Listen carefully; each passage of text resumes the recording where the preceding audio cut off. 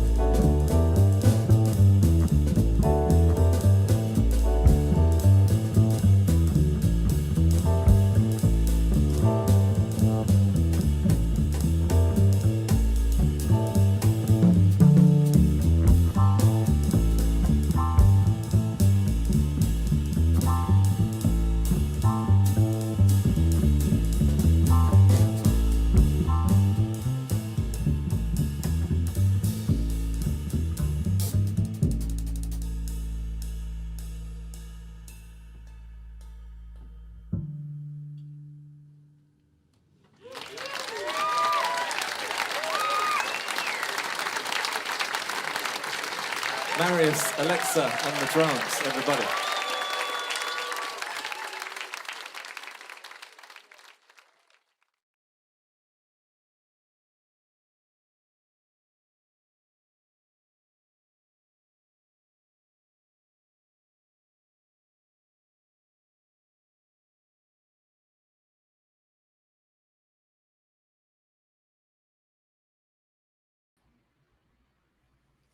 That was gorgeous. Thank you so much to Hope, to USC, and all those amazing, beautiful young dancers.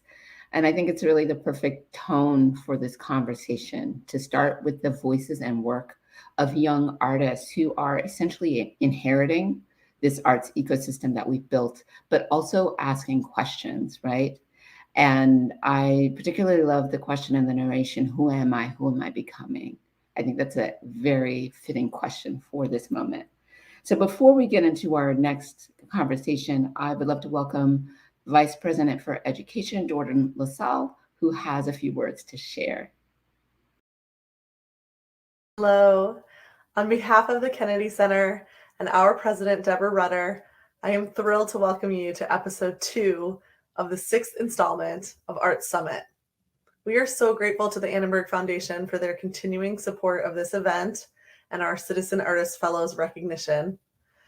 Arts Summit allows us to invite speakers, performers, practitioners, and artists together from multiple viewpoints, geographies, ages, and areas of expertise to explore where the arts sit at intersections of multiple topics. It fits with the part of the Kennedy Center's mission that states, we welcome all to create, experience, learn about, and engage with the arts. This especially takes place within our education division, which has learned so much from Arts Summit gatherings of the past, and we are thrilled to be embarking on this one as well. I'm fortunate to lead incredible colleagues who have connected with folks across the country to really listen to how the Kennedy Center can support their work.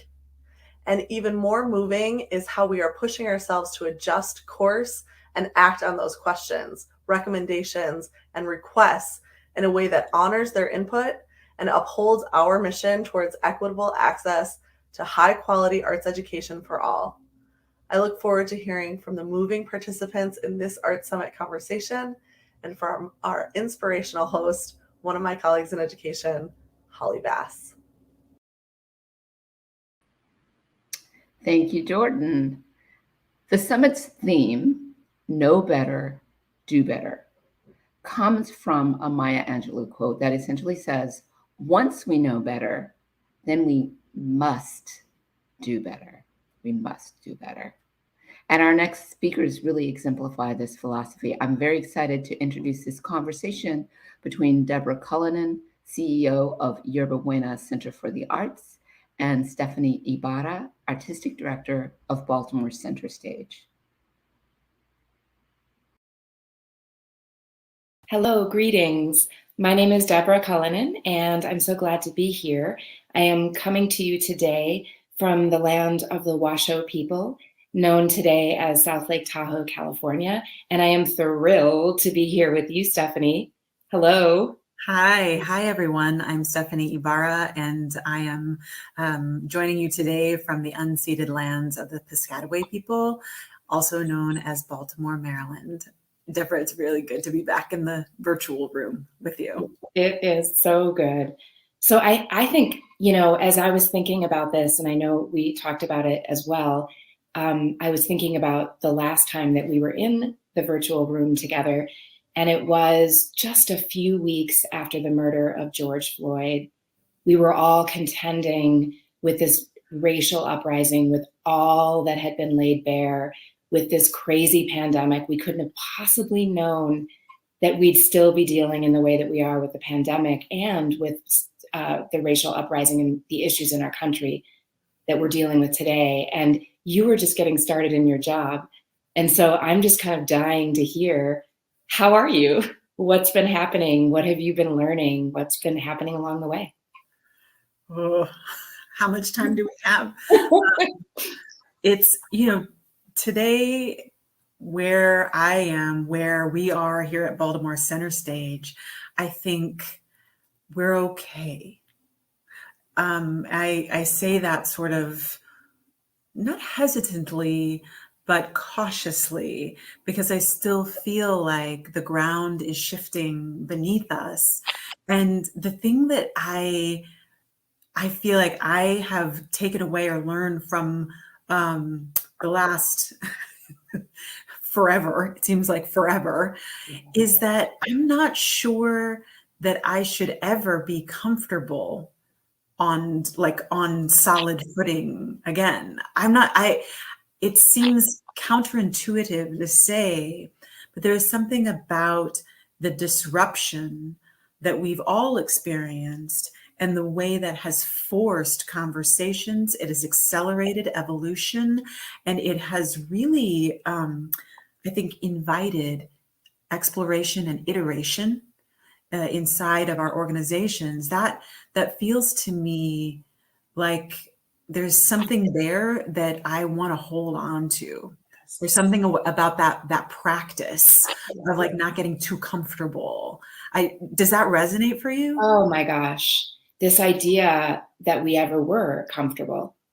And I think when we were talking back in June of 2020, we were talking about Arundhati Roy's piece, "The Pandemic is the Portal." I think we had, my timing might be off, but this idea that we have only two choices. We can walk through this thing really, really heavy, just bringing all of the stuff with us, or we can go lightly.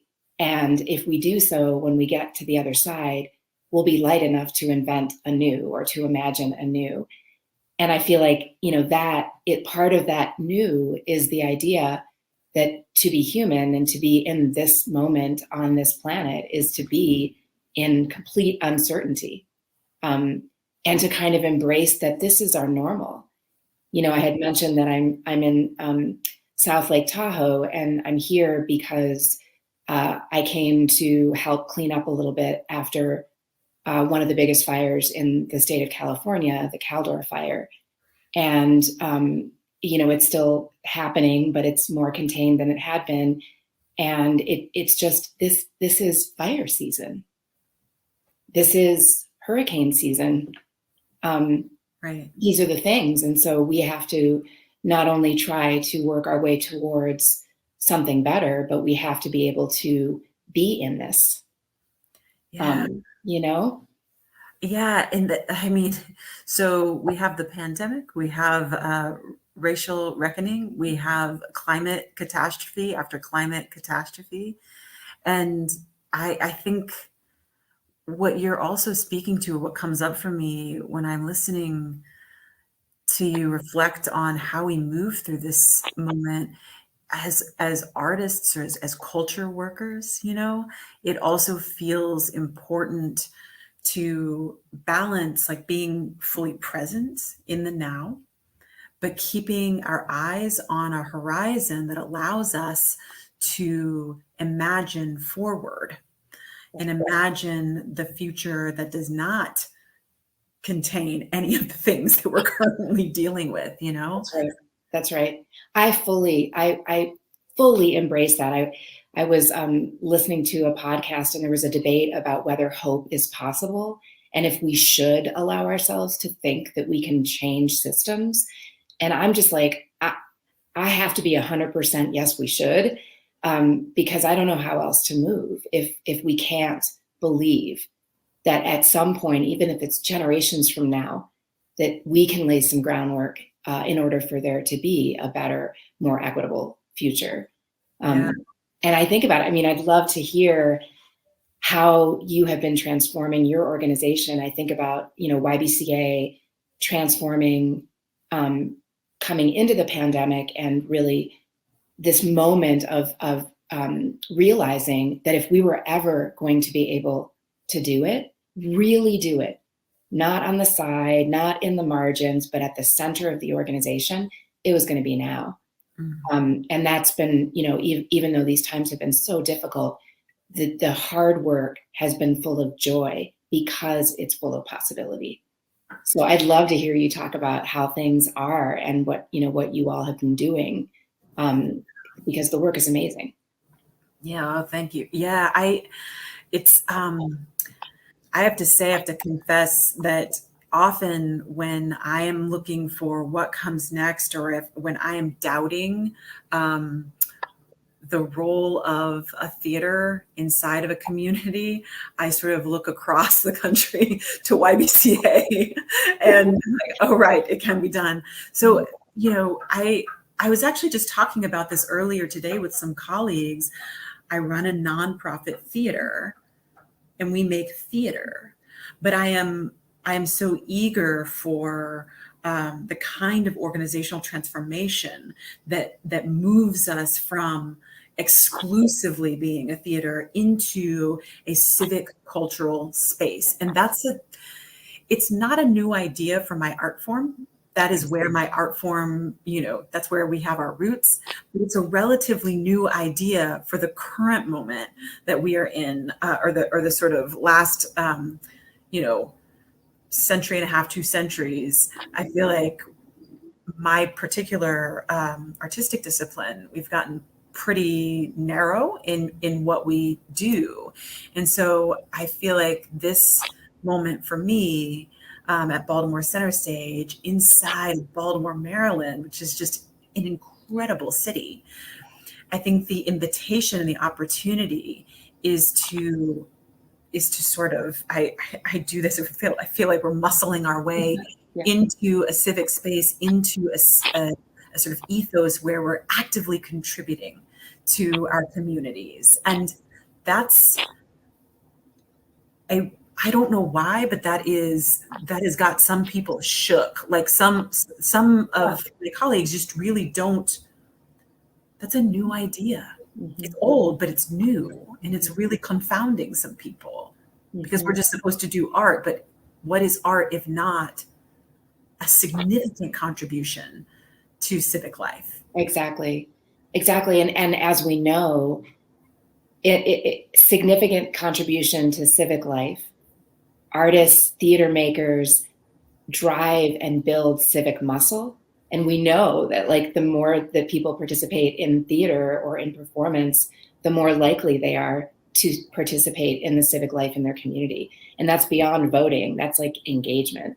So it's a really interesting thing to think about. And, I think of, I used to think when I was coming to YBCA, which was known as a presenting organization or a presenter, and or a museum, which we are not a museum.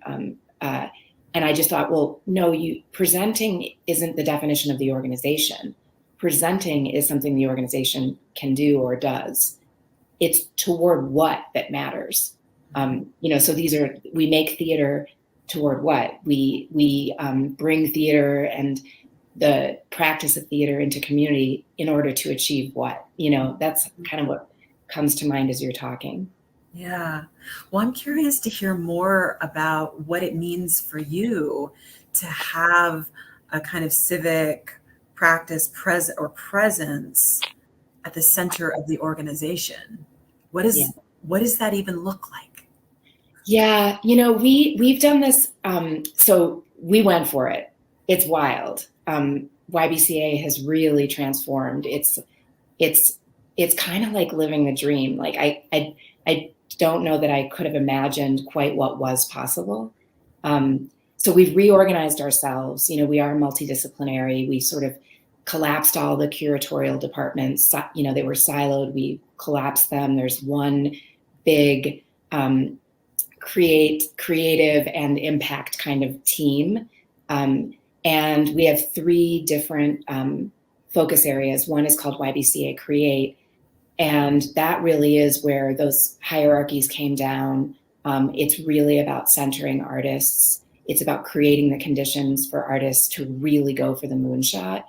And so it is moving away from transacting with artists. Maybe, once in her career, we present her or we make an exhibition, and really about building deep transformational relationships with people. So fellowships and deep residencies and long-term relationships, really building a core community of creative people who are coming together to try to imagine and build something new.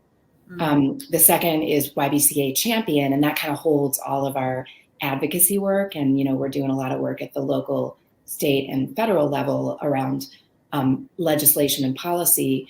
But it's also about our desire to champion the role that artists play in advancing equity, health, and well-being in communities. So it's, raising awareness in other sectors. It's gathering the evidence of impact and telling the story. It's making sure that if you're working in healthcare, you're working around community development, you understand that if you want to make change, you need artists at the table.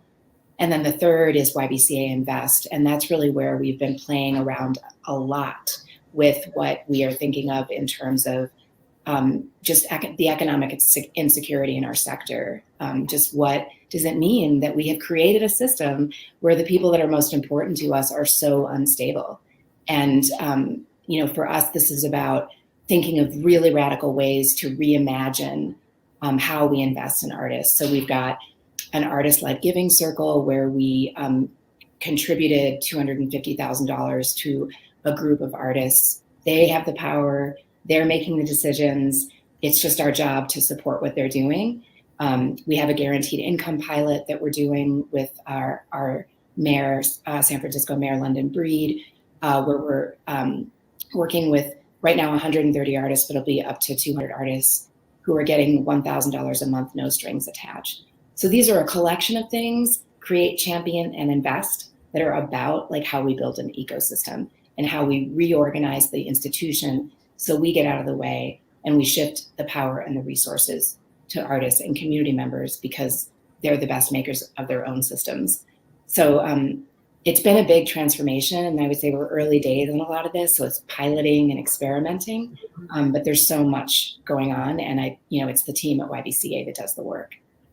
I really want to hear about this sort of change management of that kind of transformation. I appreciate invoking piloting and experimentation. I feel like that's where we are at Baltimore Center Stage. We're sort of seeding, SEED-ing,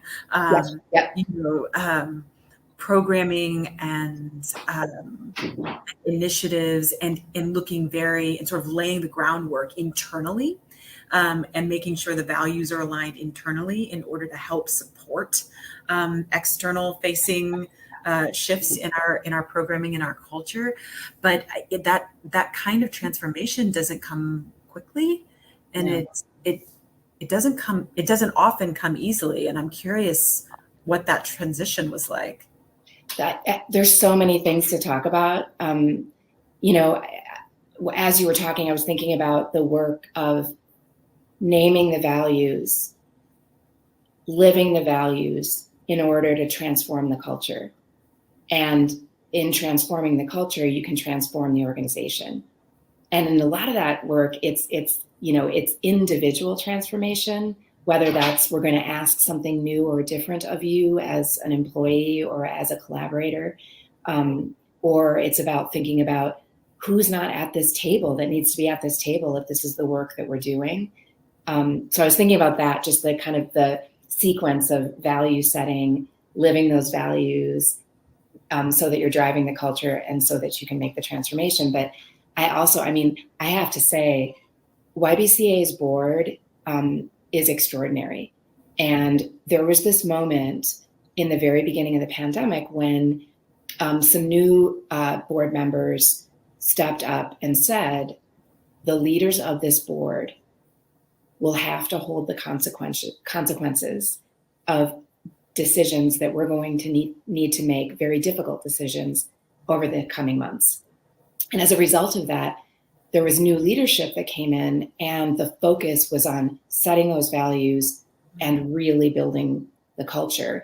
And one of the things that our board chair, Sarah Bahat, did was she invited our YBCA fellows, Liz Lehrman and Brett Cook, to be literally to be at the center of that. So they attend every board meeting. Like I'm saying, when everyone else has to leave the room, they're still in the room. Wow. They are not board members, so they're provocative as hell. You know what I mean? They're like in there saying, are you really holding yourselves accountable? if you're saying this, then, and it's just been beautiful to see that transformation, and seeing the board transform has really helped with the staff and the community. But I feel like, it sounds like you're also managing this. The hard part for us is our Bay Area arts community that may have a whole set of historic experiences with YBCA, a lot of them not good. They may have a whole set of expectations of YBCA that were not fulfilled and will not be fulfilled. And so there's this whole, like, we have to put a stake in the ground and make it really clear what the invitation is to you, our community. And that's, I think that's really probably the critical path for us. It sounds like same for you. Oh yeah, absolutely. I think we're still, we were talking about this as we were prepping for our chat, just still putting really one foot in front of the other, and there are times when I feel like lifting our eyes up to see the sort of extended horizon is of great value. But there are actually times where just focusing on take one step and then take another step and then take another step. And along the way, I think that invitation that you're pointing at, like sort of coming back to who are we doing this for? Why are we doing this? What is the invitation? What is the opportunity? Feels like in any given day or moment, that could be those could be hard questions to answer, but then there are just as many moments where it's just easy. It's a no-brainer. It's so obvious. Yeah. And that's sort of those are the sort of high, low correlations that I feel like I've been going through over the last 18 months or so. And I'm thrilled to hear that the work that you're describing is incredibly inspiring. And I'm really jealous.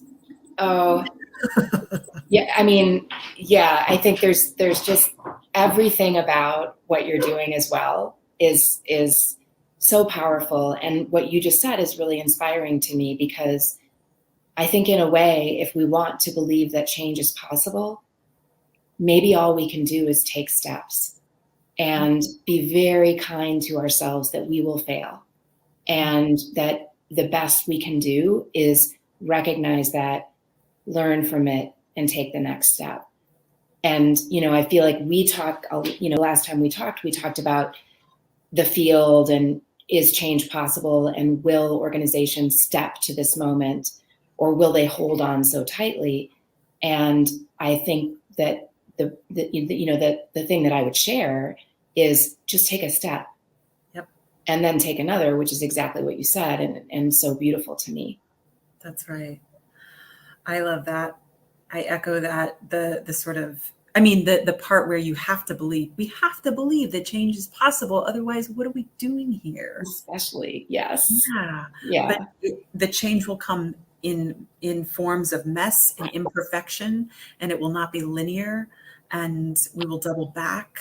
But as long as we are holding each other accountable, but also being in community together, I think is a form of sort of fuel. And I know we have to wrap things up, but I've really appreciated being in community with you today. You've given me so much food for thought, and I'm so grateful. Oh, Stephanie, I would be in a room with you anywhere, anytime. I'm so glad that we can look across the country. And just grateful to be here with you.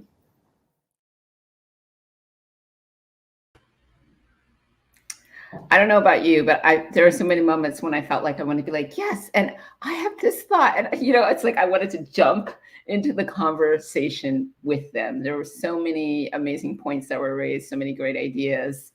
I'd love to hear in the chat what's resonating with you. And maybe if we have time, I could even, respond back in that virtual way. So if you're watching live now and you have thoughts that you wanted to interject into that conversation, you can use the chat to do that. We'd love to hear from you. Some of the ideas that are really resonating for me is this idea of uncertainty as the new normal. that it's not about like, let's get back to, everything just being just so, and embracing imperfection as we engage with our communities, as we engage with artists in a different way. Like, it's not going to be perfect, but it can be good, it can be better. I especially like, what I heard about just take a step.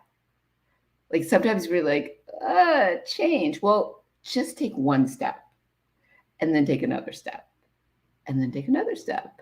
And something I feel like has really come out of this time period for me is like seeing all the change, seeing foundations and theaters say, oh, we're gonna fund artists and we're gonna trust them to spend the money in the ways that they need to spend it. We're gonna trust voices that we haven't featured before. And it's like, well, we could have maybe been doing that all along, but apparently it took a whole bunch of, a health pandemic, a racial pandemic. Like, it took all these pandemics for people to make changes that honestly could have been making all along. So it's just something to think about. As we continue on with the Art Summit, I'm excited about our next format, which borrows from our in-person Art Summit, and that's the long conversation.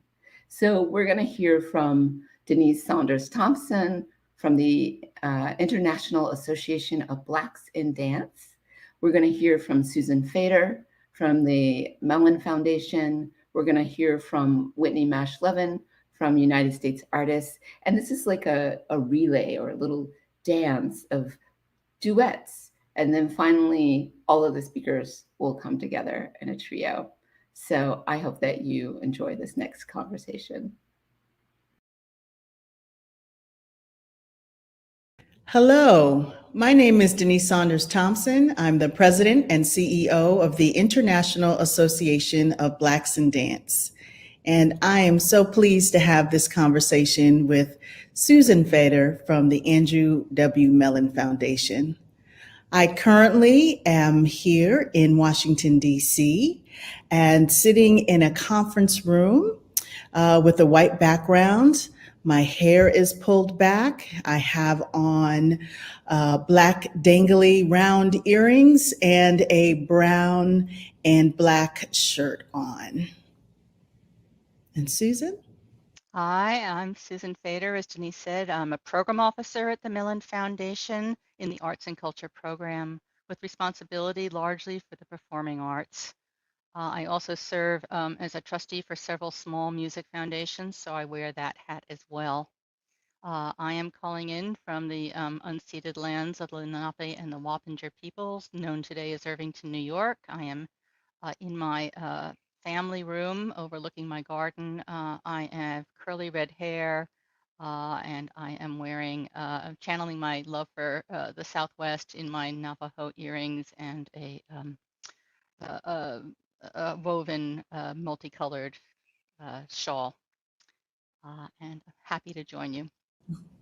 Glad to be here. I'm really excited about our conversation today.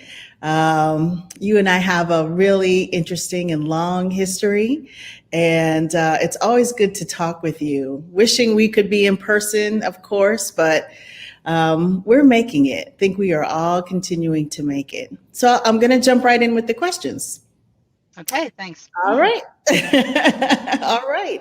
So the first question, how were you and the Mellon Foundation prepared through the mission, the values, the structures, and the relationships that you have, prepared to address the challenges that were presented by the multiple, and we know there were multiple pandemics, that are currently taking place? How were you and the foundation able to pivot, and where has that led you? Where has these opportunities led you and the foundation? Thank you, Denise. So let me start with the Mellon Foundation mission, which is that we believe that the arts and the humanities are where we express our complex humanity and we believe that everyone deserves the beauty, transcendence, and freedom to be found there. We build just communities enriched by meaning and empowered by critical thinking, where ideas and imagination can thrive. So to that end, I think that we were very well prepared to address the second pandemic because we were in that space already. Our president, Elizabeth Alexander, had identified us as having pivoted to being a social justice foundation well before the first pandemic. And so it was the first pandemic that we had to do most of our pivoting. Like everybody else, we learned Zoom, we adjusted, we joined Teams, and that all happened within the week of the pandemic closures. And then we started moving very quickly. The first pivot we were asked to make was what could we look at in our current budgets that could be postponed in order that we could start making emergency grants. And I think we shaved about half of our $60 million budget at that point in arts and culture to be able to start making emergency grants. Okay, the second thing we did was to look at our existing grantees, knowing that the largely restricted grant making we were habitually doing in multi-year functions was on hold. And we didn't know how long that was going to be on hold, but we needed to open up those funds to a community in crisis. So we offered to our grantees the opportunity to convert project-related grants to general operating, and we processed hundreds of those in the arts and culture program very quickly. We also began implementing what we call delegated authority grant making, which meant that we were no longer tied to our quarterly board meetings. So between March and June, our president, Elizabeth Alexander, our general counsel, and our board chair were able to approve grants on behalf of the rest of the board. So we could then start doing that emergency grant making. Finally, and most importantly, our trustees approved and authorized an additional $200 million spend in 2020 on top of the $300 million foundation-wide budget in grant making that had already been approved. So we then went on. Do you have a question? Well, I was just going to say, that was really interesting because I really wondered how the Mellon Foundation was able to pivot so quickly. And the fact that you were able to get those grants out so quickly, it was so timely. And the response was just, as you said, like within a week's time, that was amazing. I think that move saved and continue to assist so many artists and organizations in our field. A critical move. So that was just great to hear. Wow. And I should give credit where credit is due on the authorization of extra funding. We were not the only foundation to do that. The Ford Foundation, Doris Duke, MacArthur Foundation, and I'm missing one other, I'm sorry. There were 5 foundations that made that pivot around June of the pandemic. But by that time, we had already dispensed about $50 million in new funding. And we did that, there were several different buckets. We did a place-based buckets in New York, in Philadelphia, in New Jersey, and later in the year Los Angeles, that were all multi-funder collaborations. We worked with U.S. artists in another funder collaboration to get money into the hands of artists, and I think Whitney will talk about that later, so I won't go into that. And then we worked with other intermediary organizations that had their ears closer to the ground of where art was being made and where artists and organizations were suffering the most, including the regional arts organizations that work in collaboration generally with the National Endowment for the Arts, and with whom we've had important regranting relationships all the years. This was one of the first times they had ever collaborated to create a program which we called the Regional Arts Resiliency Fund. And then we worked with some ethnically specific organizations that we also work with in something called the Intercultural Leadership Institute, and we dispensed funds to each of those 5 organizations: First Peoples Fund, Alternate Roots, National Association for Latino Arts and Cultures, the Pai Foundation in Hawaii, and Subculture in the Mississippi Delta region, so that they could get money into the hands of artists that might not have otherwise been on our radar screen. And that was last year. So it meant trying to be creative in all sorts of ways to get money in the hands of Philadelphia organizations. We worked hand in hand with William Penn Foundations, which told us that Mellon was the second largest funder in that city, institutional funder after them, which was news to us. But what we did was we matched grants that they had made for emergency response, and we did so by establishing a donor-advised fund so the grantees would not have to go through the trauma or the hassle of applying for a Mellon Foundation grant, and we could get that money out the door quicker. So it was trying to ease paths for our grantees and for new grantees at a time when they had better things to do with than to try to figure out how to get a Mellon Foundation grant. Right. And so what did you ultimately learn in that moment? What were some of the surprises? You know, what has been the change that the organization has learned? What are some of those changes that you all have learned about? So I think I have to start with the resilience of the sector and the creativity of both artists and organizations to make pivots in this moment.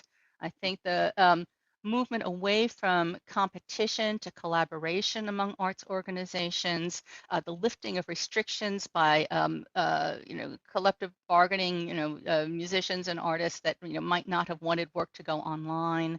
I think the pivot to digital has been fascinating in the moment, provided solace and inspiration and provocation throughout the year, but also realizing that this is a delivery system that we can't let go of. That the access to art and culture that came through this pivot that was done in crisis is actually a wonderful thing coming out of this horrible situation. Yeah. Well, thank you so much, Susan. I enjoyed speaking with you. I think we are going to bring our next guest on. Okay. Hello, Whitney. Hi, hello. Good to be here. Can you give a self-introduction, Whitney, please? Yes, I can. So hi, everyone. I'm Whitney Mash Levin. I am calling in from Chicago, Illinois, which is the traditional homelands of the Council of the Three Fires, the Ojibwa, Ottawa, and the Potawatomi Nations. I am calling in from at home. I have long brown hair pulled back in a ponytail, gold hoop earrings, and a black shirt with some white embroidery detail. I'm a program coordinator at United States Artists, known more casually as USA. And for those who are unfamiliar, United States Artists is a national granting organization which provides unrestricted money to artists across the country. So we fund artists across 10 different disciplines, writing, media, visual art, etc. And we fund folks who are more emerging in their 20s and who are well established in their 80s and 90s. So I'm thrilled to be here today with you, Susan, and with Denise. As more of an emerging arts administrator, I am greatly humbled and honored to be in conversation with you. Oh, it's wonderful to have you. I'm going to begin with the same question that I just fumbled through, which is how was USA Artists prepared through mission, values, structures, and relationships to address the challenges presented by the multiple pandemics? How did you pivot and where has that led? Okay, so I'll start with our mission. So our mission at United States Artists is a super simple statement that is just one sentence, which is, we believe in artists and their central role in our society. So in March of 2020, when it was clear that, the world was shutting down, when social distancing practices were going to affect, we knew that artists were going to be very greatly impacted by this. And so we completely shifted gears. We put aside our regularly scheduled programming, if you will, and we started having conversations with other kind of like-minded organizations about how we were going to foster emergency relief grants. So I was not involved in the very kind of early conversations that were happening in March of 2020, but by the next month, which was April 2020, I was very heavily involved in sort of the admin and day-to-day of distributing those grants. So we launched Artist Relief, which was something that United States Artists and several other our coalition partners, other organizations, administered. And as I just said, it was an emergency relief grant that ideation happened in March and implementation happened in April. So we worked extremely quickly. And I have to mention that the fundraising efforts were nothing short of heroic. And I'd be remiss if I didn't mention that we had a very, very important seed gift from the Mellon Foundation. So it's even more, your work during the pandemic only affected my work during the pandemic. So that's an extremely important note. But so we had to pivot very quickly. And our mission, just very simple, saying that we supported artists. Artists are already a population that are very undercared for in society. And so with the pandemic hitting, we knew we had to shift gears, put all of our work aside, and just focus on this. So that was one thing, was the mission.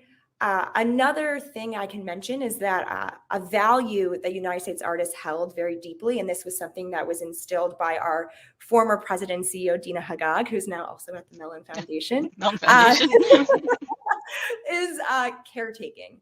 So that was something that Dina installed in our organization, and we thought about that through every kind of relationship we had, whether it was with our donors, with grantees, with applicants, was just making sure that we were treating everyone as a human and that we were humans behind our organization, behind the computer screen. And I know that's something that sounds very basic, but I think sometimes, especially organizations, you can get kind of bogged down in the details and the admin. And we just wanted to make sure that everything that we did, the communications, our language via email, all represented that we were humans, and we know that we're engaging with other humans who are coming with different levels of access and capacity. So an example of this with Artist Relief was just making sure that our application for the grant was super straightforward, a low barrier to entry. We didn't have any uploads. We didn't want folks getting stressed with, technology hiccups, and our application could be completed in under 20 minutes. So that was an example of where we were putting the human first. It was already an extremely stressful, traumatic time, and we didn't want our application to add any more undue burden on folks. So through mission and our values, we were able to work very quickly. So that was, one way there that we were able to pivot to Artist Relief. What lessons have you learned from the Artist Relief Program, and how are they manifesting in current activity? So one kind of lesson or sort of nugget of learning that we picked up was that because this was such a tight timeline, we had to let go of perfection. So we couldn't, none of our sort of communications or our application, it just couldn't be super polished because we were working so quickly. And we didn't want to take a moment to sort of take a week off and figure things out. We were really having to roll with the punches in real time and assess kind of back end problems as they came up, while making sure that we were administering grants every week. One thing, though, that I will note, while we did have to sort of let go of perfection and work quickly, there is sort of a negative to that. And I'm kind of offering this out to, the wider sector, where we weren't able to reach certain populations, and we were sort of dissatisfied with the numbers of certain populations that we were able to reach. So, for example, our number of disabled grantees was on the lower side. Mm-hmm. And what we realized was that in working quickly, and this is not a defense, it's just sort of what happened, in working quickly, we created an application that defaulted to able-bodied access. Mm-hmm. And so this is just to say that in times of crisis, certain populations, and in this example, disabled artists, were only further burdened. And so that's something that I'm sort of offering out to, all other organizations, is that we should make sure that we are thinking about this in our day-to-day, so that when there is a crisis, we already have these things in place. So that was one thing that we definitely, from Artist Relief, have brought back to United States artists in terms of implementing various forms of access and making sure that folks of different ability are able to access our platforms. Are you in touch with those artists that were awarded grants, faring?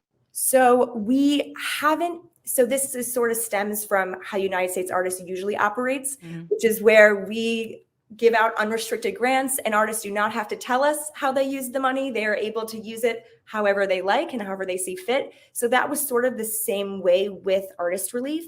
However, many folks did write in saying, and it either right away or a few months later after they received the grant, saying that They were extremely grateful. It went right away to whatever need they were facing at that moment. And many folks did write in also saying that they had applied for government grants, and that process was so extensive in terms of time, and they were able to get this grant really quickly. And so we heard that from a lot of people, that just the speed of getting these grants was so helpful. Fantastic, thank you. What has surprised you about the arts ecology in this period? I think we can't call it a moment anymore. Right, we're in it. One thing, and I think from Artist Relief, and this is just sort of something that we've brought back to USA, was that so for Artist Relief, we had over 170,000 applications. And so within those applications, we had many, many folks apply who identified as culinary artists, stand-up comics, hair and makeup artists, people that generally fell outside what we would have normally funded, what we would have normally thought of as an artist. So that made us kind of rethink what constitutes an artist, who is an artist. And, these are people that are definitely creative practitioners. These are definitely people who were impacted by the pandemic. And so it made us sort of rethink these sort of strict sort of discipline boxes that we think about when we fundraise and when we grant. So at least us at United States Artists, we're thinking about, okay, how can we think outside the box, and how can we think about funding artists who are interdisciplinary and maybe don't fit in one kind of strict genre or field. Right. Well, I think USA Artists has always been great at thinking outside the box. So let's continue. Whitney, it's been a pleasure talking to you. I see we're being called to let the next speaker in. So thank you so much. And it was a true honor for the Mellon Foundation to be in partnership with USA Artists. And we thank you. And it was wonderful to talk with you as well. So I will call in Denise now, who's in the wings, and she will pop up in a moment. Okay, here's Denise. Hello, Denise. Welcome back. Thank you, Whitney. So Denise, I think that we would also love to hear from you. I think there's similar questions that Susan and I were just talking about. We'd love to hear about how you and how IABD also, kind of fared through this and are still sort of thinking about it as well. So I'll start with the same question that both Susan and I answered, which is how were you and IABD prepared through mission, value structures, and or relationships to address the challenges that were presented by the multiple pandemics, and how did you pivot and where has that led? Sure. No, thank you. I'm actually going to start with the vision of IABD. And the vision is for dance by people of African ancestry or origin to be revered, respected, and preserved in the consciousness and cultural institutions of all people. We preserve and promote dance by people of African ancestry or origin, and we also assist and increase opportunities for artists in advocacy, audience development, education, funding, networking, performances, philosophical dialogue, and touring. And we were prepared because, as a matter of fact, we had an emergency fund that had already been established with the association back in the early 90s.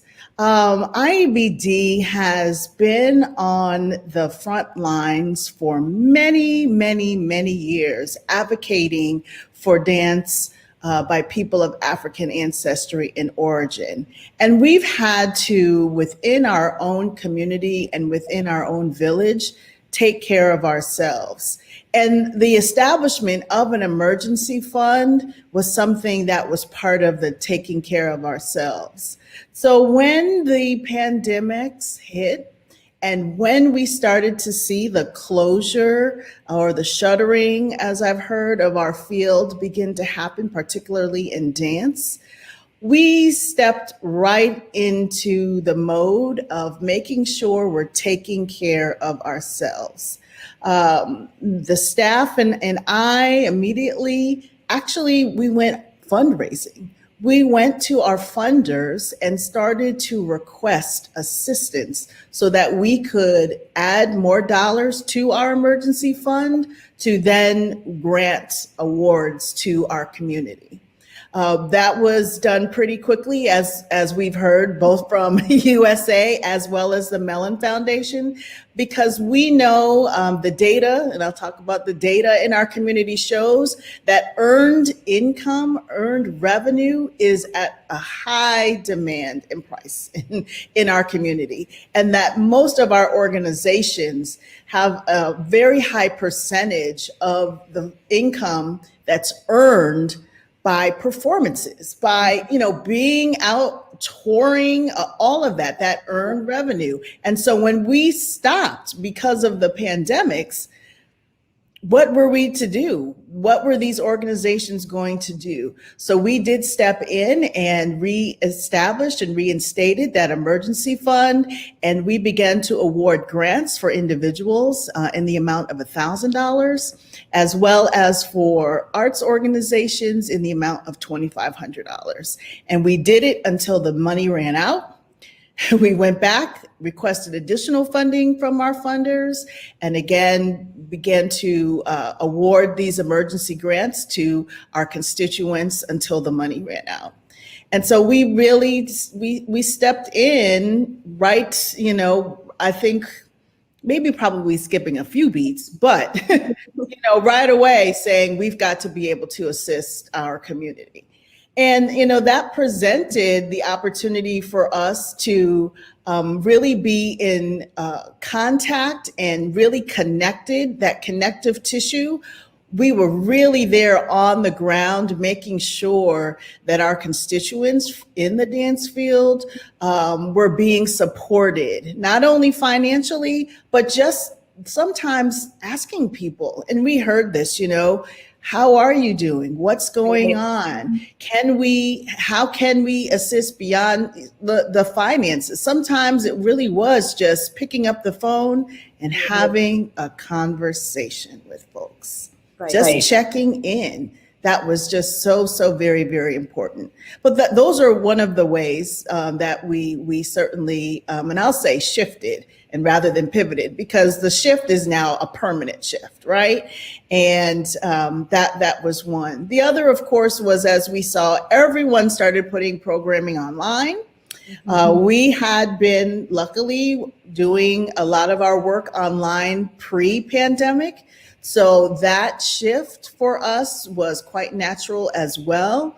Of course, with dance and sound travel. So, working with Zoom and trying to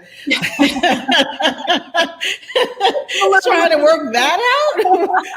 Those were some other issues, of course, that I think the whole field, was grappling with.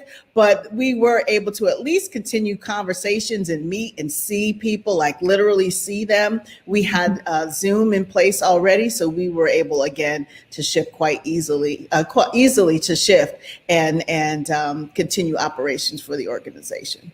And Denise, I'm curious, what have you learned about the arts ecology in this moment? Anything that surprised you? Anything that maybe didn't surprise you? And has your organization changed as a result? The surprise was actually reaffirming. It was reaffirmation that we are strong, that we are resilient, that we are the most creative people, even in the hardest times, that artists are leading the world. And we are the smartest people on this earth. There was that reaffirmation because we are creative people and are bringing what's happening in the current moment. In the moment, we are bringing that. We are making people face what's happening, and we're asking them to challenge, to create, to be engaged, to really respond to the times and figure out how to move forward with better intention, with additional learnings, to be educated. I mean, all of that was just reaffirmation of what I think we already know about our sector, and the fact that we are the leaders, that we have the ability to change minds, to change hearts, to change souls. And everyone really put it out there. In spite of all that was going on, we banded together as a community And that was just wonderful to see, to feel, and to just understand that in this moment, in these current times, as Susan just said, in this period of time, that we are a sector, that we are a community of people who will continue to do the work in spite of the times, but know that we can continue to support one another, that the work is important no matter what. We, again, are a resilient people, that the arts are critical to the economy, to the creative process, to living, to breathing. I mean, we cannot do without the arts. And our organization, IBD, has changed as a result of that. The resilience of the community, the support of the community, the learnings that we had during these times are things that stick with me, that remain with me, and that our staff and our board and just the people who we were supporting and assisting throughout this period of time, I'm speechless. Like, I don't know how to express that this is a change moment for us all. We recognize it, and we are deeply committed to continuing to push forward the importance of the work that we all do for the betterment of society. Yes. Yeah. And I would love to call back Susan from the Wings to join us for some final thoughts here. I'm curious if we all can share maybe a few notes about maybe from where we all sit. What are some things that we think we should convert into sustained and sustainable practices? So if any of us have any thoughts about that. Yeah, I'll start. I think a year ago, I would have said that 2021 was going to be the year of closures and consolidations and mergers. And I think, I want to acknowledge the tremendous funding that came in from the government last year in the form of the CARES Act and the PPP loans and the shuttered venues grants that have really sustained these organizations. And the eagerness and the necessity, just emotional and to reopen this fall in at whatever way possible it's inspiring. It's also a little bit alarming because we're not through this pandemic yet, and I would hate to see further shutterings, which I think will be just so demoralizing. But what I want to make sure that we don't do is to go back to the old normal. That I think this new normal of a more collaborative, a more hybrid, virtual and live performance modality is something that we want to keep.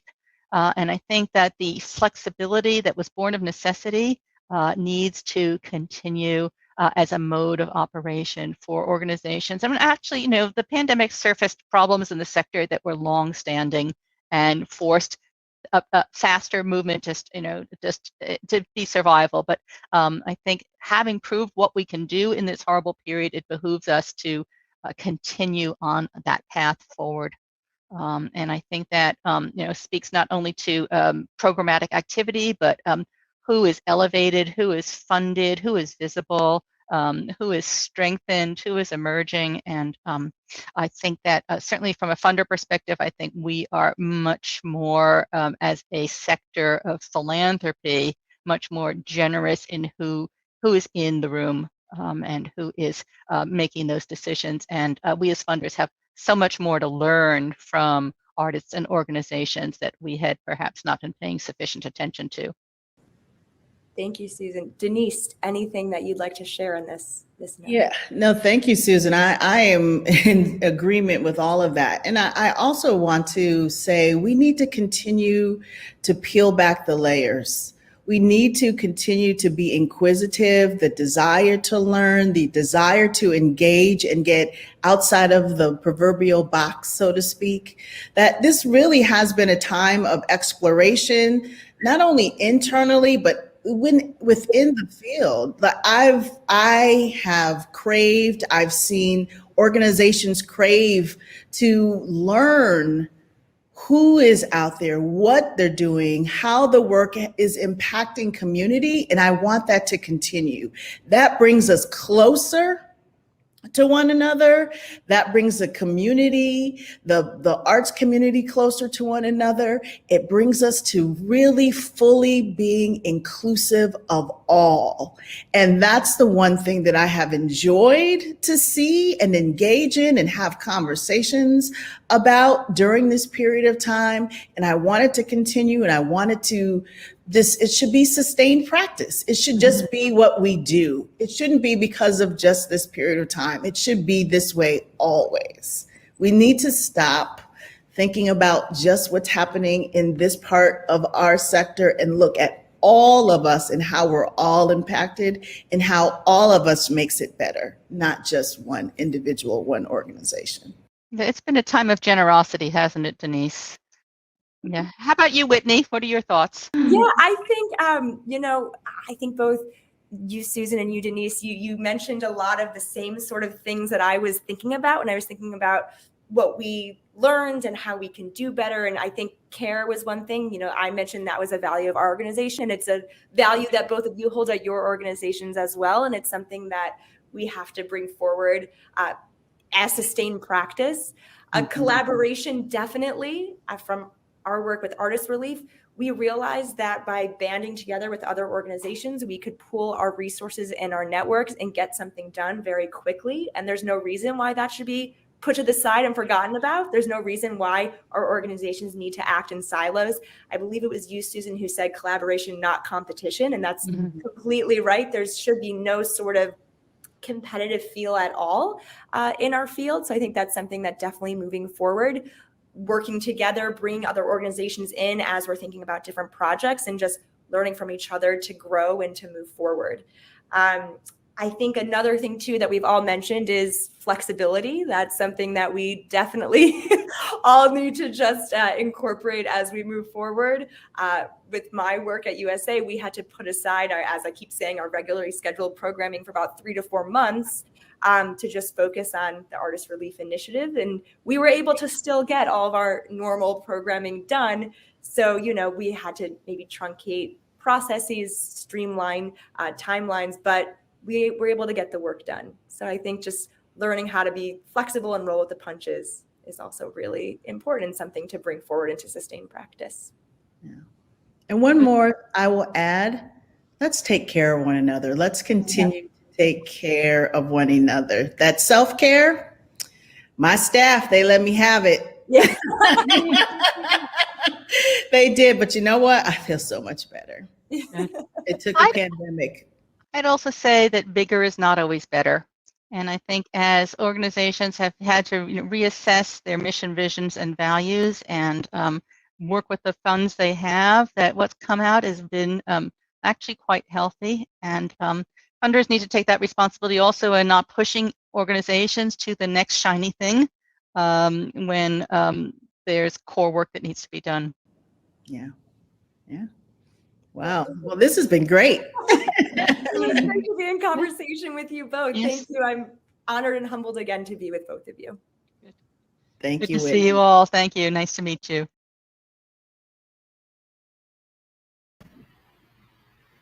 That was just so enriching and delightful. So many jewels were dropped.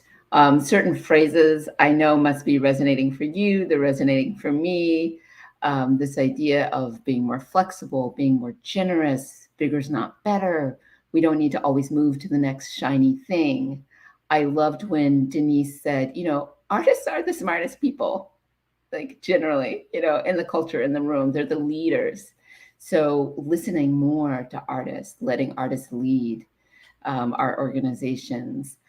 I want to look at my phone actually and reference a quote we got from Chitras Das Institute. So many traditional art forms inherently integrate dance, music, storytelling, song, poetry, costuming. The list goes on. So it's great to hear that this shift is happening. So thinking about those structures that sort of ask artists to limit and collapse who they are and what they do so that they can fit in the box, instead of expanding the structures, shaking up the systems and structures so that there can be greater collaboration, so that there can be an ability to reach communities that maybe your organization hasn't always reached to if you're part of a larger organization, or if you are that small organization that's doing the work, just like, IABD, like doing the work for years, for decades, but it's not that new shiny thing. So maybe funders are focusing on something else instead of the people who are really holding the community together. These things are so vital and important. And one of the big takeaways I feel like I've gotten from this conversation, these ongoing conversations, is this idea of proof of concept. Because I think maybe in the past, when someone would suggest, oh, well, we could alter this, and the response might be like, well, that's not the way it's done, or we don't know if that will work, or we don't think we can. We can no longer say that, right? So what's that Maya Angelou quote again? Now that you know better, you must do better. So if anyone tries to say, oh, it can't be done, you can be like, actually, it can be done because they did it over there, and they did it, or we did it. It can be done. And so that we know that, I think it can really empower us, particularly those of us who are artists ourselves or running our artist forward organizations, to say to the people who maybe have more power, more access, to say, we actually know this can be done for a fact, and you know it too. So let's collaborate. That's what I'd like to see happen, that we don't feel like we have to fit into sort of those old structures, and we can all sort of hold each other accountable with generosity, with love, with arts leading the way. So we're almost at the end of our time together today. We have one more performance for you. It's from Howard University's premier jazz ensemble, Afro Blue. They're amazing. We want to give a special thank you to Afro Blue's director, Kenitra Miller. And we've heard many ideas and reminders that the way we walk forward is one step at a time. And we all recognize that what we thought was going to be a moment, a little blip, is actually a journey, maybe a longer journey than many of us imagined or hoped for. But we're in this journey. And so we're going to leave you with Afro Blues, Life is a Journey. Thank you so much for tuning in, and we wish you well, and we hope to see you next time.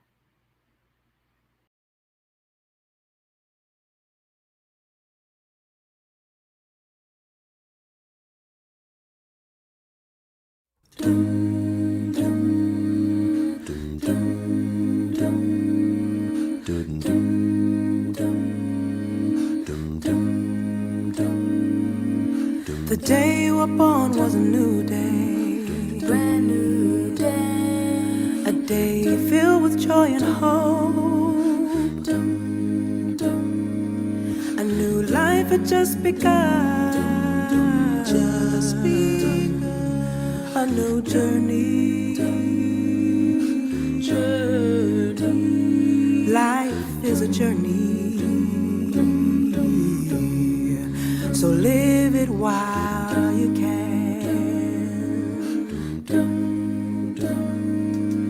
The years you grow up go by faster than you think. You crawl, you walk, you try and talk. Each day a new journey. Journey. Life is a journey. So live it while you can. Life is a journey. Life is a journey. So live it while you can. Oh,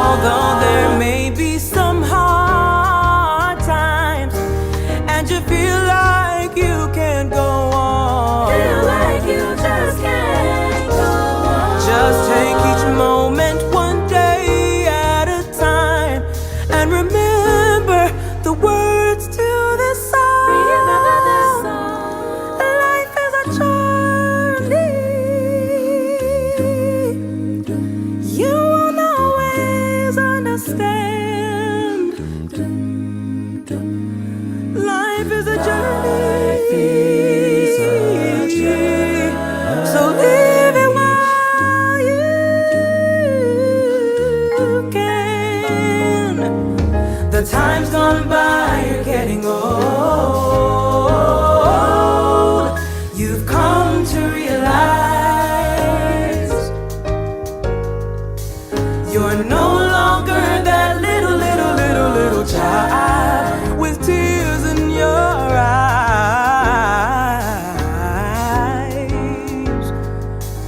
You're about to take that huge next step, and as scary as it seems, this is just another part of your life and your journey. Oh, life is a journey, yeah. So live it while you can. Oh,